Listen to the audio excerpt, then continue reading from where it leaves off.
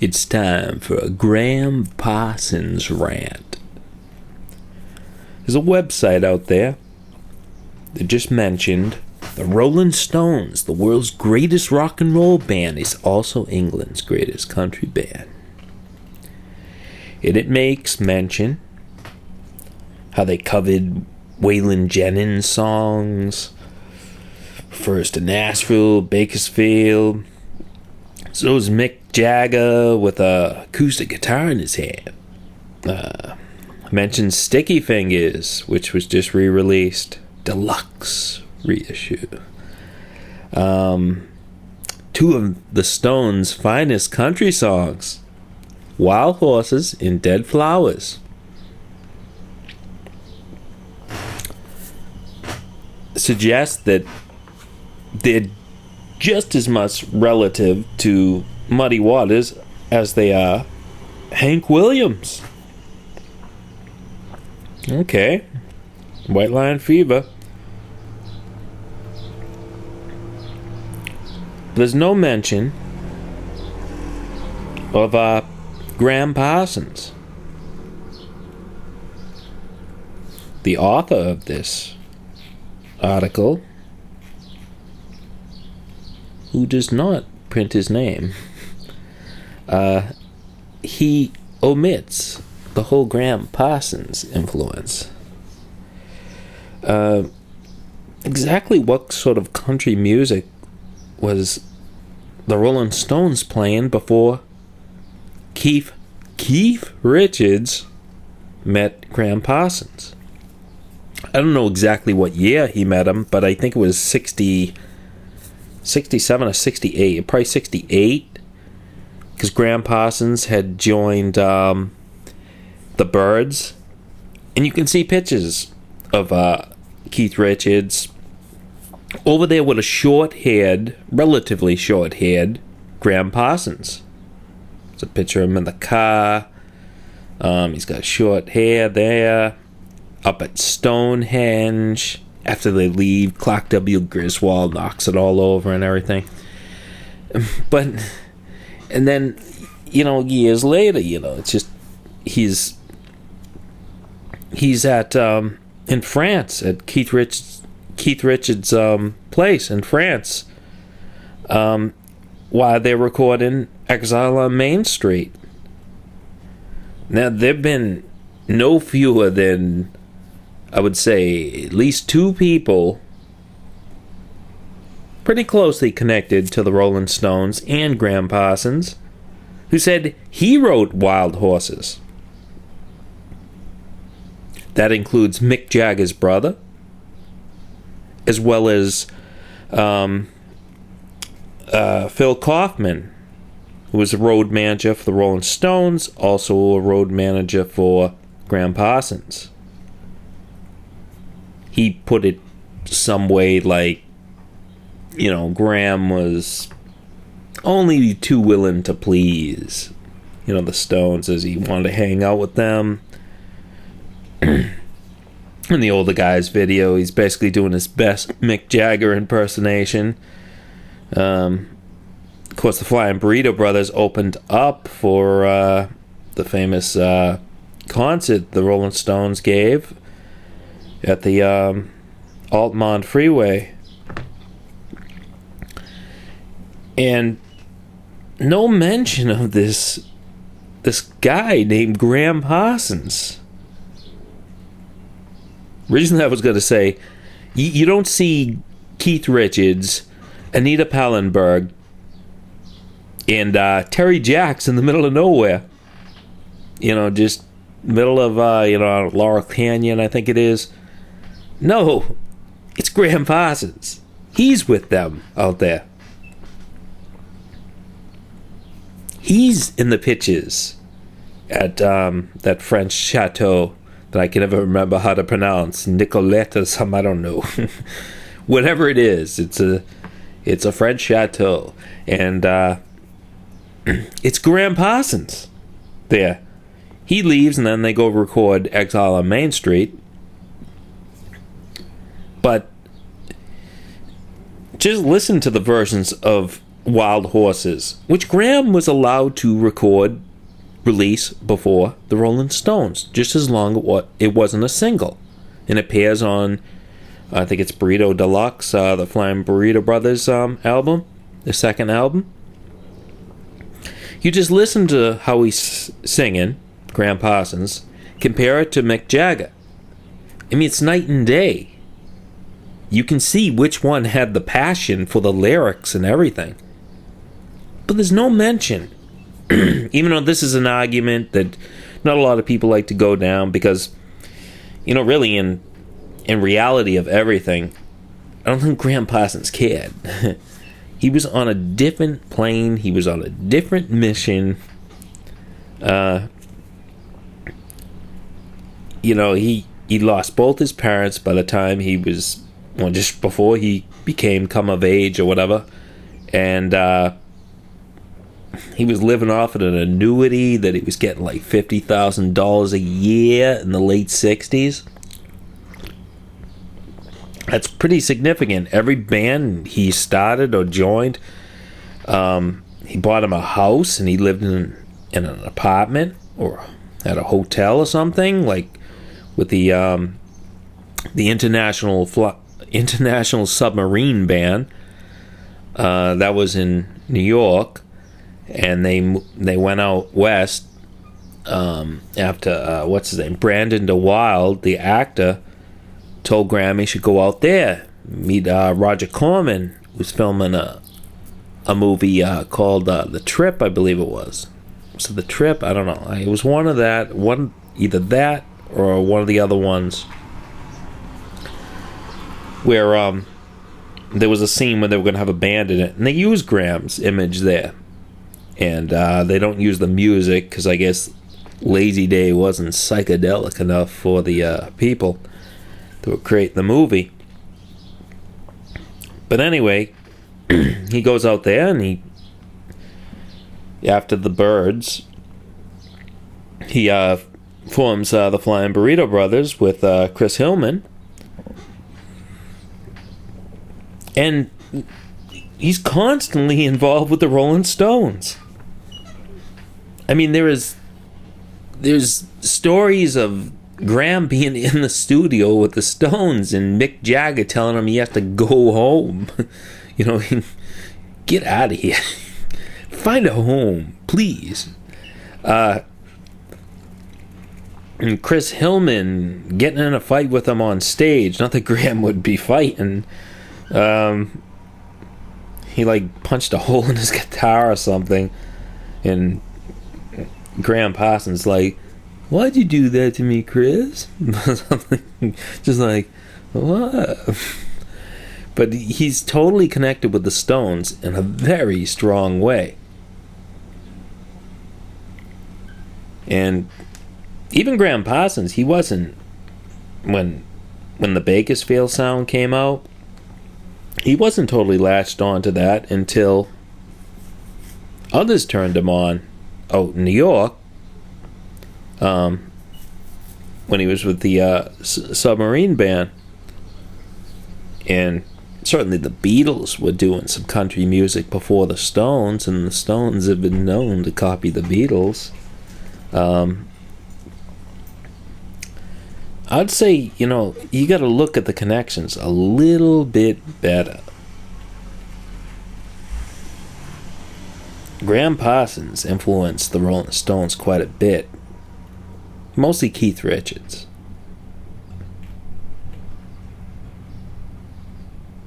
Because you do not see Hank Williams, and you're not going to see him because he's dead, hanging out with Keith and Anita. You do not see, Waylon Jennings hanging out with them. For all I know, he would have gave him the Dean Martin treatment, if you remember that. When Dean Martin introduced the Rolling Stones, and he was mocking him like crazy. He was drunk, and he was like, "Here's one for the kiddies," and he's rolling his eyes, and he's talking about their forehead, and really bad. And You don't see these guys hanging out with the Rolling Stones or Keith Richards. They're not the ones directly connecting, just influence them by touch, if you will. I think Gram Parsons was a little more hands-on, a little more influential. Remember, Gram Parsons, he got the Byrds, which had quite a few hits and were considered a big group, to go all the way out to Nashville to record a country album, Sweetheart of the Rodeo. I'd say Gram Parsons was able to influence people because, he wasn't one of these people that had to work for a living. He was living off an annuity, and he was daydreaming out loud. He didn't have to worry about internet. He didn't have to worry about too many sorts of bills. So he was free, like no other person you ever would meet back then, to carry on in quite the way. And I would say he was very unique for the time. I don't think you would find too many people living off a fairly large annuity. I mean, that's back then. I don't know what the average income was, but it was probably it could even be under $5,000 a year. Definitely under $10,000. If you were getting $50,000, you could buy a house and live happily ever after. And those type of people usually are not found in the entertainment business. They're very confident, and why not? If you don't have to worry about much, you better be confident. If you're not, it's pretty pathetic. And Gram Parsons had all the confidence in the world. I mean, what was the story with Brandon DeWalt? Brandon DeWalt brings him to what's the name of the Byrds? The guitarist in the Byrds. The what's his name? Guy looks like George Bush. Crosby, David Crosby. Brings him to David Crosby's house. Drops him off. When, let's see, David Crosby's girlfriend is backing out of the driveway, and David Crosby's yelling at her about owing money, and he wants $50 back or something. And she pretty much does the pecking order, and looks like Gram, and Gram has that goofy look on his face all the time, and says something bad to him or something, like, what the hell are you looking at, dopey or something. And Gram returns later on after David Crosby is left, and he's dropped off, and knocks on the door, and she's there, and she says, "David's not here." He's like, "You didn't come for David." And he lays some sort of ridiculous line on her, like, "I've been looking for you for a long, long time." And then proceeds to just force himself upon her, and pretty soon they segue into, let's see, I don't know, mind reading, mind melting, a little Vulcan mind melt going on there. And pretty soon they're in bed together. David Crosby's bed. David Crosby takes it lightly, and, okay, you have her. And she's the mother of Gram Parsons' only daughter. That, he was hanging around with the Stones, so there might be some other children out there. But that's pretty ballsy. And a guy like Gram Parsons was pretty ballsy, I would say. I'd say he was extremely ballsy. I mean, Pamela DeBaz recently posted a photo of her at the Whiskey A Go-Go, or what I would call the Gypsy A Go-Go, because the groupies were dressed up like gypsies. And she's like on the side of the stage looking up at Gram, and there's no one there. And I've heard this before. They used to play before very few people. And sometimes when they were playing, sometimes they were bad. I mean, Gram would show up like drunk, wasted, whatever, and they'd be in their nudie suits, like $3,000 nudie suit, $3,000 back then, I think it was, and there was no one there, and they weren't really that good of a live band, and they were in $3,000 nudie suits. I mean, there's no guy walking around like that back then. And he's writing some nice songs, too. And he evolves. And I'm sure he was influenced by others. Like I said, he dressed up basically as Mick Jagger in the Older Guys video. And I'm sure him and Keith were very good friends and were influential. So, mutually influential. But he definitely did influence that group. And to omit Gram Parsons is not very good. I mean, he's trying to make money off his article here by trying to generate clicks to his ad units, and he's not even mentioned the Beatles, who covered Buck Owens' song on one of their early albums. You can see, let's see, what's his name? George Harrison wore a cowboy hat, playing a Gretsch guitar. Come on, Chet Atkins, Bakersfield, wearing cowboy boots. Going back to England, wearing cowboy boots. Where are they getting this from?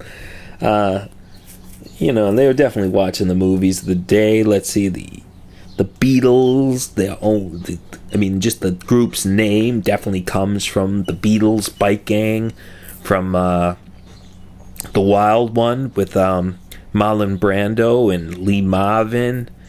And if they were watching those movies, they would have seen some other movies by Lee Marvin and westerns, and they were into like Buddy Holly. Buddy Holly watches The Searchers. And John Wayne's always going, "That'll be the day." That's how they wrote, "That'll be the day." And come on, everything's really connected. But some people are a little more connected than others. Willie Nelson wasn't out there in the desert looking for UFOs with Keith Richards. It was Gram Parsons. There's just so many other. There's so many people you could say that the Stones have covered or something, or of a country artist, and they're not the ones hanging out with the Rolling Stones. Even though some of them probably could keep up with Keith Richards in his glory days, and the rest of I don't know if the other Stones were as nearly as outrageous as Keith, but. People like Merle Haggard and stuff like that, they had quite the reputation for staying away from Muskogee and other things. But he's not out there in the desert with Keith. Years later, he's out there with what's his name, the singer, Jones or something. He's out there with him or something. He's not out there with Keith. Come on, influence from a distance, yes, it works or whatever. But if the person is right there with you, and he's not being sent home, he's paying his way. He's not one of the hanger-oners that I guarantee the Rolling Stones had a plethora of at that chateau at the time, and after and before, just like all groups do. Ass kisses. Yes, oh yeah, well, that's great, all these people like that or whatever. Guarantee Gram wasn't exactly that type of person.